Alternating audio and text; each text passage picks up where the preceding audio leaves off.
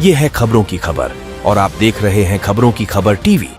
तो मैं मेरे साथी कभी सुबह 4 बजे घर पहुंचते हैं, एक 3-4 घंटे की नींद लेते हैं, फिर उसके बाद दूसरे सफर पे निकल जाते हैं। ये मेहनत, ये कोशिश करने की वजह सिर्फ यही है कि आपकी अपनी क़यादत आपके अपने इलाकों के अंदर होनी चाहिए। आज जो साजिशें चल रही है पूरे महाराष्ट्र के अंदर, हर वो सियासी पार्टी जो एक दूसरे की दुश्मन है, एक दूसरे की कट्टर मुखालिफत करती है, वो एक साथ हाथ मिला लिए हैं, दुश्मन दोस्त हो गए हैं, दोस्त बनकर इलेक्शन लड़ रहे। इलेक्शन खत्म हो जाएगा, फिर अपनी अपनी जगह जाकर बैठ जाएंगे। कहीं अजीत पवार विरोधी पक्ष के शरद पवार साहब के साथ चले गए, एकनाथ शिंदे साहब कई जगह के ऊपर उद्धव ठाकरे साहब के साथ। हर राजनीतिक पार्टी को ये बात का एहसास है कि ये जो कुर्सी की लड़ाई हम लड़ रहे हैं उसकी अहमियत क्या है, वो कुर्सी हमें क्यों मिलनी चाहिए। इस वजह से कट्टर दुश्मन भी सियासी तौर के ऊपर एक दूसरे से हाथ मिला रहे और हमारे सामने हमारी कुर्सी रखी हुई है, लेकिन हम उसे हासिल नहीं कर पा रहे हैं। इसलिए नहीं कर पा रहे हैं कि हमारी सफों में इत्तेहाद नहीं है। हम जो एक ताकत बनकर खड़े रहना चाहिए, हमें बांटकर बिखेर कर, यही सियासत पिछले 75-76 सालों से हमारे साथ खेली जा रही है और हमारे जहनों में अब भी ये बात समझ में नहीं आ रही है कि अगर हम एक ताकत बनकर खड़े रहे तो ऐसी कौन सी मुश्किल है कि सेलू के अंदर, सेलू जैसे मुकाम के अंदर हमारे काउंसिलर्स नहीं जा सकते। कोई मुश्किल नहीं है, सिर्फ जरूरत इस बात की है कि हम एक मजबूती के साथ खड़े रहना चाहिए। मैं अभी ट्रेन के अंदर बात कर रहा था, ये वो इलाका है जहां पर आपका परतूर और मानवत, परभनी, पूर्णा, ये वो इलाके हैं कि जहां आप छोटा ख्वाब मत देखिए। आप सिर्फ काउंसिलर्स की बात मत करिए और ये दूसरी पार्टियां जो है, जो आज आपको आकर टिकट दे रही है, इस कौम के अंदर उनके अचानक मोहब्बत जाग गई है। उन्हें मालूम है अच्छी तरीके से कि 2, 4, 6 टिकट बांट दो, गलियों के मोहल्ले के नेता बना दो, लेकिन एमएलए वो बनेंगे, एमपी वो बनेंगे और हम क्या, तो हम सिर्फ गलियों के अंदर नेतागिरी करके हम उसी के अंदर खुश। मैं आपको ये कहने के लिए आया हूं कि अगर आप एक अच्छी शुरुआत करते हैं तो मैं आपको यकीन के साथ कह सकता हूं कि कितनी भी बड़ी सियासी पार्टी हो, कितना भी बड़ा लीडर हो, कितना भी बड़ा धन्ना सेठ हो, जो इलेक्शन के वक्त अपनी पूरी दौलत इस्तेमाल करता है, कितनी भी बड़ी पार्टियां एक साथ मिलकर आ जाए, अगर तुम मुत्तहिद रहे, अगर तुम एक ताकत बनकर खड़े रहे तो ये नगर परिषद भूल जाओ। मैं आपको वादा करता हूं कि अगर एकजहिती का सबूत आज आप देते हैं तो इंशाअल्लाह इस इलाके से एमएलए भी आपका ही होगा मेरे भाई।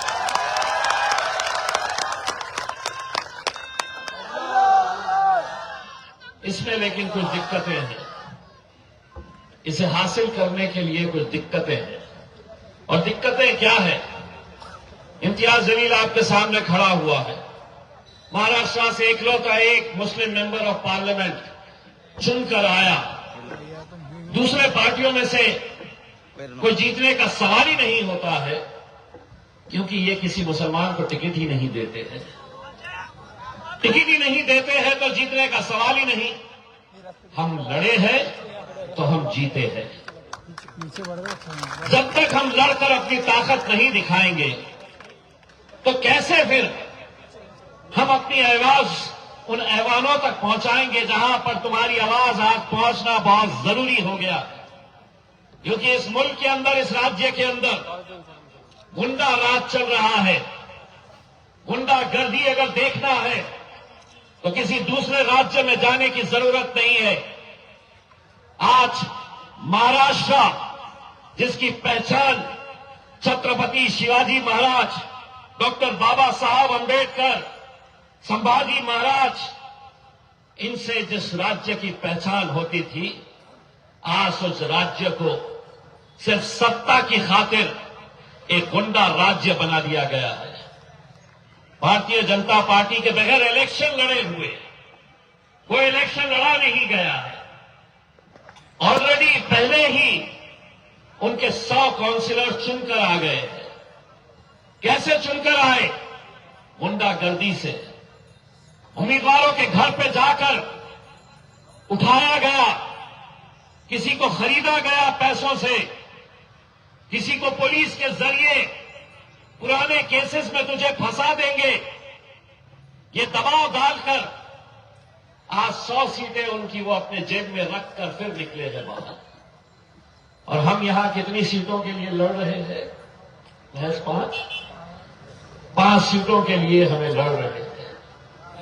हिसाब हम जानते हैं, हम अपनी क़यादत किसकी वजह से खो रहे हैं, हमारी क़यादत क्यों खत्म हो रही है? कभी इसके ऊपर आपने गौर किया है? नहीं किया। इलेक्शन आया, ऐसे स्टेज सजेंगे, आज इम्तियाज जलील आया है, कल किसी और जगह के ऊपर उद्धव ठाकरे साहब रहेंगे, कहीं अजीत दादा रहेंगे, कहीं एकनाथ शिंदे साहब, कहीं देवा भाऊ आएंगे। आप ये बात तो सोचिए कि आप क्यों कामयाब नहीं हो रहे। ईमानदारी से अगर बताऊं, सेलू के कुछ मुसलमानों को तकलीफ होगी, लेकिन मैं सच बयानी करने के लिए आया हूं। और सच बयानी ये कहती है कि हमको कभी हर शहर के अंदर हमें किसी ने हराया तो हमारी ही सफों में मौजूद दलालों ने हराया है। जिनको इलेक्शन के वक्त चंद रुपये दिए जाते हैं, हर 5 साल के बाद इनके धंधे, इनकी दुकानें ऐसे ही इलेक्शन की वजह से चलती है। मैं हारा हूं तो किसी गैर की वजह से नहीं। अल्हम्दुलिल्लाह औरंगाबाद के अंदर किसी राजनीतिक पार्टी ने मुझे नहीं हराया है। अगर हराया है तो वो 15 मुसलमान दलाल जिनकी गाड़ियों के अंदर भारतीय जनता पार्टी और शिवसेना पेट्रोल डालती थी हर रोज, वो लोगों ने मिलकर, क्योंकि उन्हें उनका ईमान, इनका धर्म, उनका मजहब, उनके लिए ये कौम कोई मायने नहीं रखती है, उनके लिए सिर्फ रुपया मायने रखता है। अगर कुछ दलाल मेरे शहर में है तो यकीनन मैं दावे के साथ कह सकता हूं कि कुछ दलाल सेलू में भी है, जो आज अलग अलग राजनीतिक पार्टियों के झंडे, मफलर, टोपी डालकर घूम रहे हैं। कौन सी पार्टियों से ज्यादा है? बीजेपी। ओहो,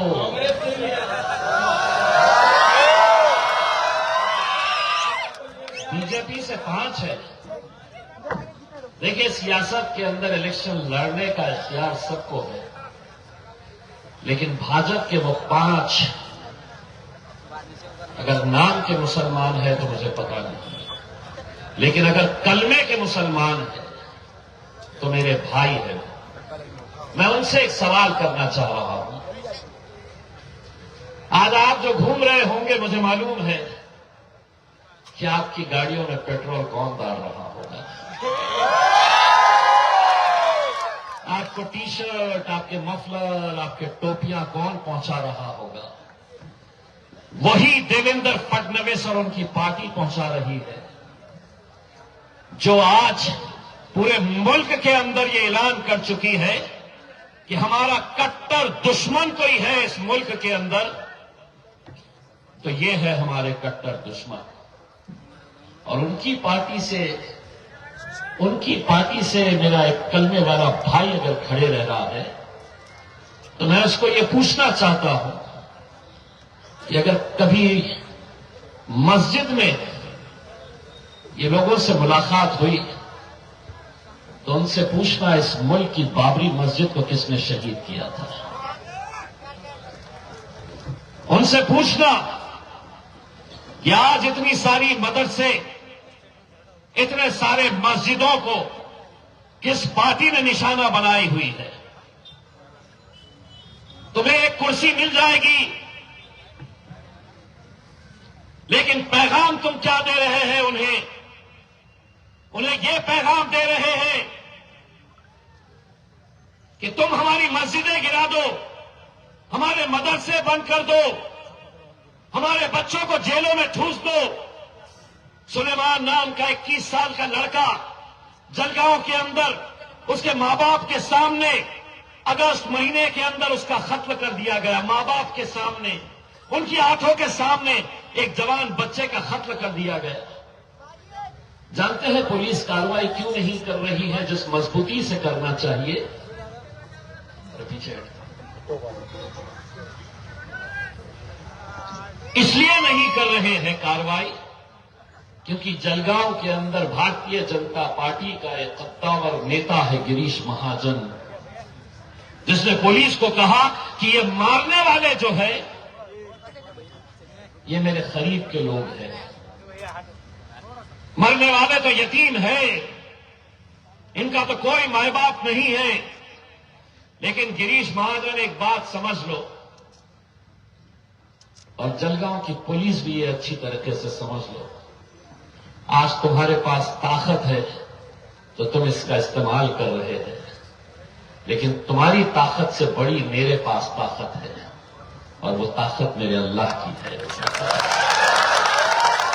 और अल्लाह की लाठी के अंदर भले ही तुम्हें आवाज नहीं सुनाई देगी, लेकिन वो 21 साल के सुलेमान की मां जब रात में बिलक बिलक कर रोती होगी, जब उसका बुजुर्ग बाप रात में सोता नहीं होगा क्योंकि उसके बेटे को उसके सामने मार दिया गया है, और एक हम है।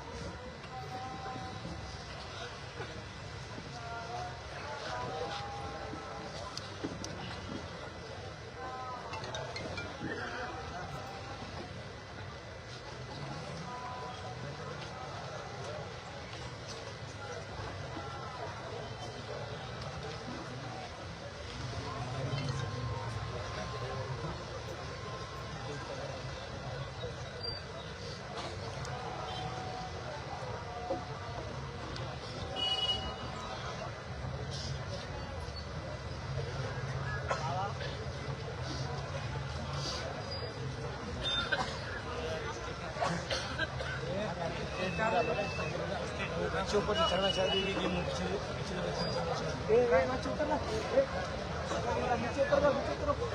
हेलो, एक सुलेमान का मैंने बताया, सतारा के पास एक नूरुल हुसैन नाम का लड़का ईशा की नमाज पढ़ने के लिए अपने घर से निकलता है। उसकी बीवी 7 महीना हामिला है, प्रेग्नेंट है। नूरुल हसन कह के जाता है कि मैं नमाज पढ़ के आता हूं मस्जिद से, फिर हम खाना खाएंगे। दस्तर बिछा हुआ है, बीवी 7 महीने की प्रेग्नेंट। मस्जिद के अंदर बजरंग दल, विश्व हिंदू परिषद, भाजपा के गुंडे घुस जाते हैं। सलमान वजू करके उठ रहा, वो गुंडों को अंदर आने से रोकता है, लेकिन गुंडों की तादाद ज्यादा, वो वहीं पर मस्जिद के अंदर ही गिर जाता है। गिरने के बाद वहां पे ये गुंडे जो है फर्शी उठाते हैं और उसके सर पे मारते हैं फर्शी। वो लड़का वहीं पर ही खत्म हो जाता है। मेरे को मस्जिद में, जिस मस्जिद के अंदर उसका एक बुजुर्ग बाप भी नमाज पढ़ने के लिए आया, कुछ बच्चे जाते हैं और उसकी बीवी से कहते हैं कि तुम्हारा शौहर अब जिंदा नहीं है, वो मर गया है। तसव्वुर करिए, मैं 8-10 हजार किलोमीटर से यूं ही नहीं तय कर रहा हूं। मैं हर रोज ऐसी कहानियां, ऐसे दास्तान में देखता हूं, अपने आप को मजबूर महसूस करता हूं, क्योंकि मेरी ये कौम बिखरी पड़ी हुई है। मेरे कौम के दलाल इनका सौदा कर रहे हैं हर रोज। हमारी तड़प को समझिए कि वो नूरुल हसन कोई तुम में से भी हो सकता है, वो सुलेमान तुम में से कोई हो सकता है। ना तो तुम्हारे लिए आवाज उठाने के लिए देवेंद्र फडणवीस आएंगे, एकनाथ शिंदे आएंगे, अजीत पवार नहीं आएंगे, ना उद्धव ठाकरे आएंगे, न शरद पवार आएंगे, न कांग्रेस का कोई नेता आएगा। लेकिन जब मैं ऐसे होर्डिंग्स देखता हूं और मेरी मां की तस्वीर उसके ऊपर देखता हूं, तो मुझे अफसोस होता है कि वो सुलेमान भी, वो नूरुल हसन भी किसी का बेटा है। मेरी मां, मुझे मालूम है यहां पर सेलू के अंदर कांग्रेस और बीजेपी की छुपी युति है। दोनों अंदर से मिले हुए हैं, एक ही थाली के चट्टे बट्टे हैं। दोनों की कोशिश यही है कि सेलू में मजलिस ने कदम नहीं रखना चाहिए, सेलू में मजलिस ने जीतना नहीं चाहिए। हद तो यह है, मुझे बताया जा रहा, और हर जगह के ऊपर हमें यह शिकायत मिल रही है। कहीं दादा फोन करते हैं, अजीत दादा कि माझा माणसाला सांभाळून घ्या, एमआईएम ने रोका। कभी एकनाथ शिंदे साहब का फोन आ जाता, ये भी दादागिरी और धमकाने की बात कर रहे हैं। एक बात अच्छी तरह से समझ लो, हम दिल्ली में बैठे हुए तुम्हारे पप्पा के पप्पा को नहीं छोड़े हैं, तो तुम किस खेत की मूली हो? गए वो दौर, ना तो मैं कांग्रेसी मुसलमान हूं, ना मैं भाजपा के तलवे चाटने वाला हूं, और ना अजीत दादा से मुझे 1 करोड़ 2 करोड़ रुपए का कोई ठेका चाहिए। मुझे सिर्फ चाहिए तो तुम्हारी क़यादत चाहिए मेरे भाई। मुझे तुम्हें सिर्फ नेता बनता हुआ देखना चाहिए। ये जो आज पोस्टर के ऊपर हाथ जोड़कर खड़े हुए हैं, अगर तुम एक ताकत बनकर खड़े रहे, मैं यकीन मानिए, मैं हाजिर नाजिर जानकर ये कहता हूं, वो दिन आएगा इंशाअल्लाह कि ये पोस्टर पे नहीं, ये इम्तियाज जलील के सामने हाथ बांधकर खड़े रहेंगे, ये दारुसलाम के ऊपर आएंगे, क्योंकि इनकी सियासत हमारे बगैर नहीं चलने वाली है। इनकी सियासत तो क्या है, आप अच्छी तरह से समझ रहे हैं। देवेंद्र फडणवीस ने एकनाथ शिंदे को बोला था कि शिवसेना को फोड़ दो, उसने सबको लेकर जाके गुवाहाटी के अंदर पार्टी को फोड़ दिया, और अब जब वक्त आया है तो देवेंद्र फडणवीस एकनाथ शिंदे को ही फोड़ रहा है। पूरे महाराष्ट्र के अंदर यही चल रहा है।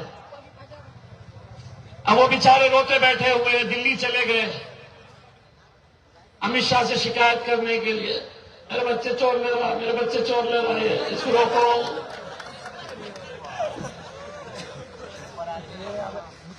मेरे भाई, एक बात अच्छी तरह से समझ लो, तुम्हारे हाथ में ताकत है। अगर उस ताकत का तुमने इस्तेमाल नहीं करे तो कोई हमें, आज मैं ट्रेन का सफर करके आया, लेकिन अगर हमें यह एहसास हुआ कि नहीं, सेलू के मुसलमानों के ऊपर मेहनत करना बेकार की बात है, तो शायद दोबारा हम आपके बीच में नहीं आएंगे। लेकिन अगर ये 5 उम्मीदवारों को इनके नाम क्या है, इनका किरदार क्या है, सिर्फ आप लोग वोट देते वक्त इनके चेहरों के अंदर असदुद्दीन अवैसी साहब को देखकर मोहर लगाओ बस। क्योंकि ये जीतेंगे तो ताकत हमें भी मिलेगी, और सबसे बड़ी ताकत किसे मिलेगी तो मेरे कायद बैरिस्टर असदुद्दीन अवैसी। इसीलिए अब ये इलेक्शन विरासत से नहीं होंगे, सियासत के फैसले उड़ान तय करेगी कि आसमान में सिक्का किसका होगा। आप लोगों से सिर्फ यही कहना चाहता हूं, ये वक्त है 5 साल के लिए पछताओ मत। और मैं जैसा आपको कह रहा हूं, तुम्हें सर पर बिठाएंगे बड़े बड़े नेता, क्योंकि आज मैं ऐलान करके जा रहा हूं, आज मैं उन तमाम लोगों को यह पैगाम देकर जा रहा हूं जो तुम्हारे वोट काटने का काम करते आए हैं। उनको यह पैगाम दे रहा हूं कि अगर ये मैं उलमाए लोग का कहना है, अगर एक अजान हो जाती है तो आपको दूसरी अजान करें, आप बस नमाज पढ़ा करिएगा। अजान तो हमारे कानों तक आती है, नमाज पढ़ने कितने लोग जाते हैं।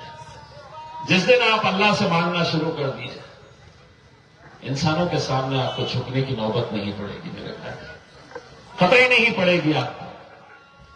आज इम्तियाज जलील के ऊपर केस करने की बात कर रहे हैं, पुलिस स्टेशन के जरिए लीगल एडवाइस मांगी जा रही है कि इम्तियाज जलील ने अजीत दादा के बारे में ऐसा बोला, एकनाथ शिंदे के बारे में ऐसा बोला, देवेंद्र फडणवीस के बारे में ऐसा बोला, उद्धव ठाकरे के बारे में। मैं उनको यही कहना चाहता हूं, कानून इस मुल्क के अंदर सबके लिए बराबर है।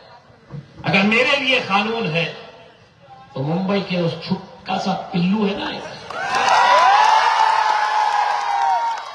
कानून उसके लिए भी वही है। अगर उसके लिए वही है तो अहमदनगर की चिकनी चमेली के लिए भी कानून वही है। और अगर तुम ये समझेंगे कि तुम्हारे डर से हम बोलना छोड़ देंगे तो बहुत गलत फहमी है तुम्हें। 75-76 सालों तक तुम बोलते थे, अब हम बोलेंगे और तुम्हारे बाप को भी सुनना पड़ेगा, सुनना पड़ेगा तुम्हें। सिर्फ जाते जाते वो तमाम अलग अलग सियासी पार्टियों के नेताओं से, इससे बुरा वक्त मुल्क ने कभी नहीं देखा मेरे भाई, कि जहां पर यही सियासी पार्टी के लोग जब हमारी जान से भी अजीज हमारे पैगंबर मोहम्मद मुस्तफा सल्लल्लाहु अलैहि वसल्लम के खिलाफ गुस्ताखी करते हैं, तो यही लोग इनकी पीठ थपथपाने के लिए जाते हैं और आज बेशर्मों की तरह फिर आपकी महफिल में आते हैं कि हमें वोट दे दो करके। आपको सोचना है, फैसला आपको करना है।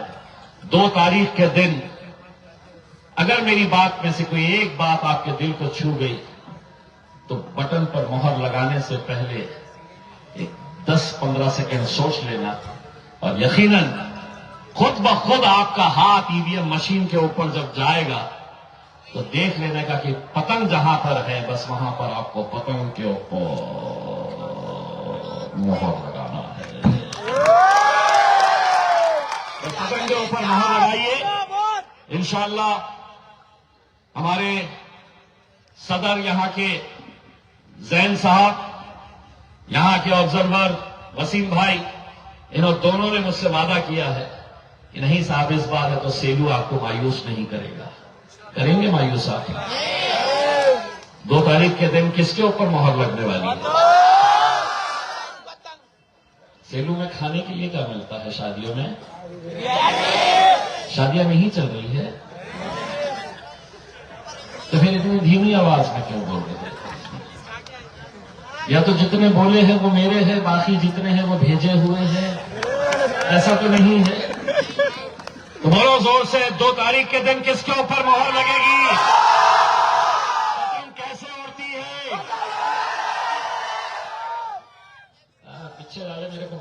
चेहरे से ही नजर आ रहा है, कुछ तो है, कुछ तो बाल काली है। अब देखते हैं, इनका इम्तिहान लेते हैं। चाचा आप ऊपर खड़े हो गए हैं, मैं आपका हाथ देखूंगा। मेरा और आपका एक रिश्ता है, ये सेलू की सारी आवाम को बताने के लिए आया हूं। दोनों हाथ ऊपर करके मेरा साथ दो। तेरा मेरा रिश्ता क्या, मेरा रिश्ता क्या, तकबीर।